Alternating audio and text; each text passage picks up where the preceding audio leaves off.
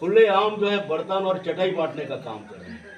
तो यहाँ की जनता इतना मूर्ख और बेवकूफ़ नहीं है कि लास्ट में आप उनको भ्रमित करके उनको फिर से तीसरी बार का मौका दे देंगे।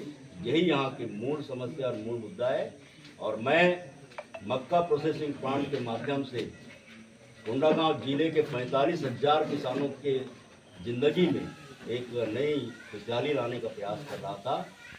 और मैं जैसे ही प्लांट चालू करने के लिए ऑर्डर जारी किया, मेरे को अगले सप्ताह यहाँ से ट्रांसफर करके हटा दिया।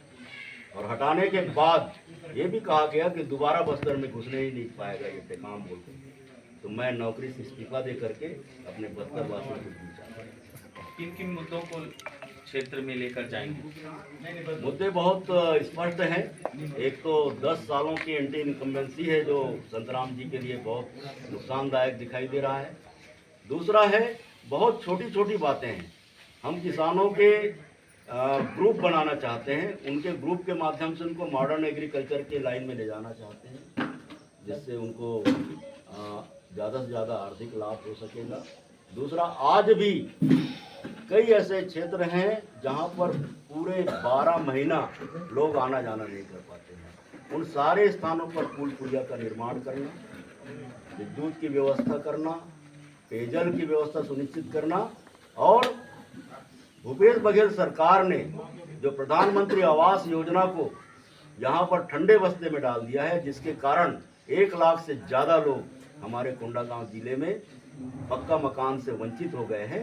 उनको नए सिरे से, अगर यहाँ सरकार बनती है भारतीय जनता पार्टी की, तो सारे मकान, पक्का मकान को नए सिरे से चालू कराने का प्रयास किया जाएगा। यही खास मुद्दा रहेगा। सर, 10 साल हो गए, केशकाल घाट जाम होती है, रोड बन नहीं पा रहा है वहाँ। बिल्कुल, इसकी सजा जनता जो है वो संतराम नेताम को देगी। उन्होंने कभी भी इस मामले में कभी पहल नहीं किया। मैं जब यहाँ पर कलेक्टर था 3 साल, तो आप लोगों के पास अगर कहीं फुटेज होगा तो मुझे दे दीजिएगा। कभी भी 1 घंटा के लिए घाट जाम होने नहीं दिया था मैं, क्योंकि मैं उस समय सारे प्रशासनिक व्यवस्था वहाँ पर लगा के रखता था। और अभी जो दुर्गति हो रही है उसका मुख्य कारण ये है कि इसमें यहाँ के जो स्थानीय विधायक है उनका कोई भी इसमें दिलचस्पी नहीं है कि घाट को कैसे ठीक करवाया जाए, बाईपास को कैसे चालू कराया जाए, उसके लिए राज्य सरकार और केंद्र सरकार के बीच में कैसे समन्वय स्थापित किया जाए, इसके बारे में उनके पास कोई भी विजन नहीं है, कोई भी उनके पास दूरदृष्टि नहीं है। जिससे यहाँ की जनता बहुत ज़्यादा परेशान है और दूर दराज से आने वाले लोग हर रोज़ घाट में फंसे रहते हैं। सर, कांग्रेस सरकार कहती है सरकार में किसान खुश है। पहले बोरा का पैसा तो दे देगा। सही बोल रहे हैं।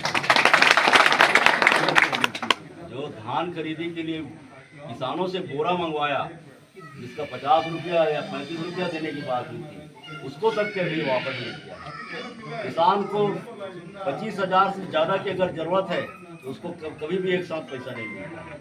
पैसा लेने के लिए 10 बार उसको सोसाइटी में और बैंक में चलती है। तो ये धान 2500 कह करके, जिसमें से 2200 रुपया तो केंद्र सरकार का है, नरेंद्र मोदी का, मात्र 300 रुपया भी दे रहे हैं और उसमें रुला करके दे रहे हैं, जिससे किसान बहुत परेशान है। और धान खरीदने के लिए जो उन्होंने वादा किया था, उस वादा खिलाफी को लोग जरूर इस इलेक्शन में उनको जवाब जरूर देंगे।